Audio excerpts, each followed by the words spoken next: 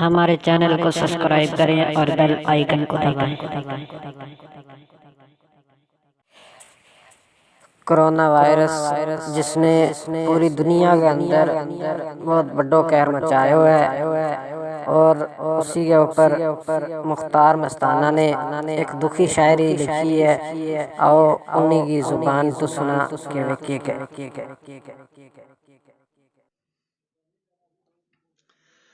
तोखो चीन बेखा गए मंदी पैड़ी खोज पीछे कोरोना मर्ज बना गए मंदी पैड़ी खोज पीछे मंदी पैड़ी खोज पीछे कोरोना मर्ज बना गए कोरोना चीन बना बैठो पैड़ी बीमारी पीछे पूरी दुनिया सता बैठो कोरोना पैड़ी बीमारी है कई कार खाली होया बाकी दुनिया लाचारी है राह सारा बंद होया पैड़ी बीमारी पीछे लोग घरां बिच तंग होया लोग रावां बिच फसिया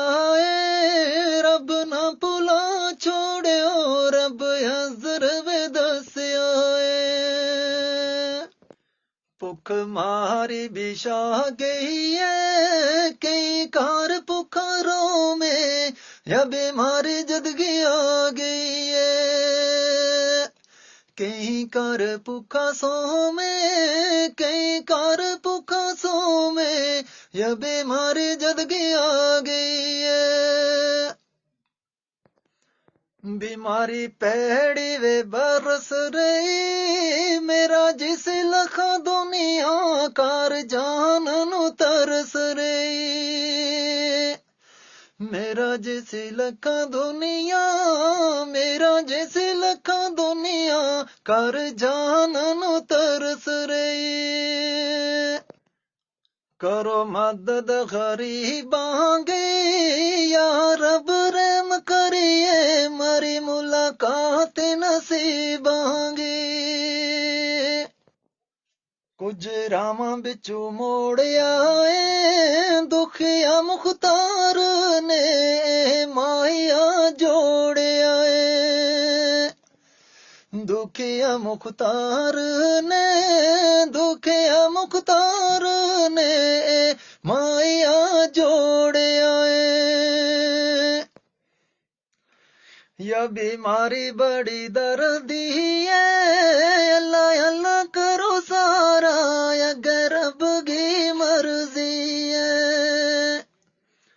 अल्लाह अल्लाह करो सारा अल्लाह अल्लाह करो सारा अगर रब की मर्जी